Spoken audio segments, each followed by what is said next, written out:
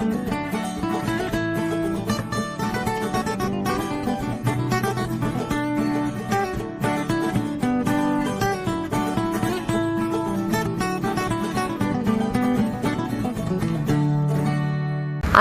வணக்கம். இன்னைக்கு ஒரு சூப்பரான டிஷ்ஷோடு வந்திருக்கிறேன்.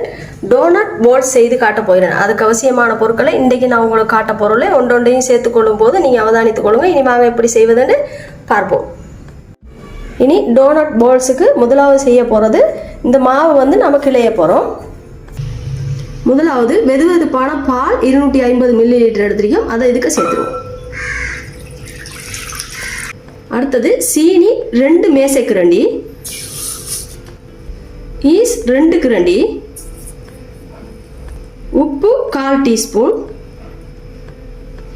இப்போ இதெல்லாம் நல்லா மிக்ஸ் பண்ணி நல்லா பீட் பண்ணி விடுவோம். இது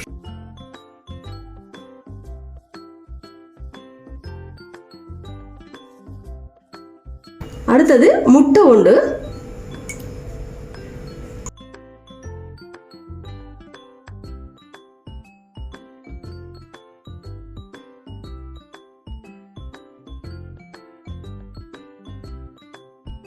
அடுத்தது கோதுமை மா 350 கிராம் எடுத்திருக்கேன், அதை இதுக்கு சேர்த்துருவோம்.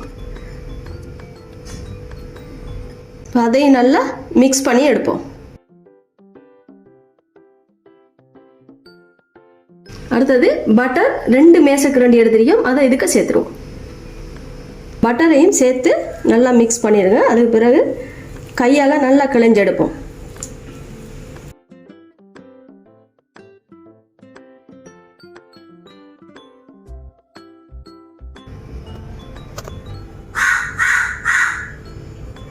பாருங்க, இப்படி பதம் இருக்கேன். இந்த மாதிரி சொப்டா அப்படியே பஞ்சு போல் இருக்கணும். இதை நல்லா ஒரு 1.5 மணி தியாலம் அல்லது 1 மணி தியாலம், குறைஞ்சது 1 மணி தியாலம் இதை வெயிட் பண்ண வைக்கணும். அதுக்கு பிறகு தான் இது போல்ஸ் நம்ம செய்யலாம். இன்னும் கொஞ்சம் இதை ஒரு 2 நிமிஷம் மசாஜ் பண்ணி போட்டு அப்படியே மூடி வைப்போம். அதுக்கு பிறகு உங்களுக்கு நான் செய்கிறத காட்டுறேன், அது வரைக்கும் வெயிட் பண்ணுங்கள். பாருங்கள், 1.5 மணி தியாலம் நான் வச்சுருக்கேன். எப்படி வந்திருக்கேன்னு பாருங்கள். இப்படி ஒரு நடுவுக்கு இப்படி ஒரு விரலை வச்சா நல்லா இந்த காற்றெல்லாம் வெளிக்கு இறங்கிடும். இப்போ நாம் எப்படி போல்ஸ் பிடிச்சி எப்படி பொரிக்க போகிறோம்னு காட்ட போகிறோம். வெயிட் பண்ணுங்கள். அடுத்தது அடுப்பு ஒன்று செய்துட்டோம். இந்த தாச்சி வந்து சூடாகும் வரைக்கும் நாம் கொஞ்சம் வெயிட் பண்ணுவோம். ஆயில் சேர்க்க இப்போ சூடாகிட்டு நாம் தேவையான அளவு ஆயில் சேர்த்துருவோம். சேர்த்து அடுப்பை குறைச்சி வச்சு போட்டு இதை சூடாகும். இப்போ இந்த மாவை வந்து இப்படி நல்லா எடுத்துக்கொடுங்க.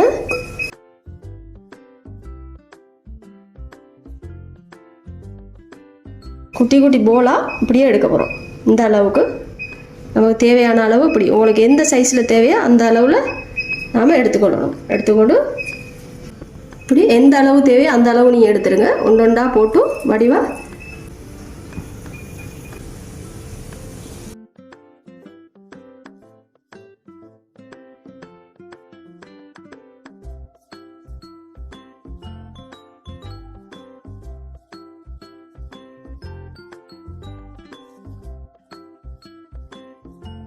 நல்லா குட்டி குட்டி உருண்டையாக போட்டிங்கன்னா அதுவும் நல்லா ஊதி கொண்டு வரும். ஆனால் கொஞ்சம் பெருசாக போட்டிங்கன்னா பார்க்கறதுக்கு சும்மா வடிவாக சூப்பராக இருக்கும். வடிவாக நீட்டாக இந்த பாருங்கள்.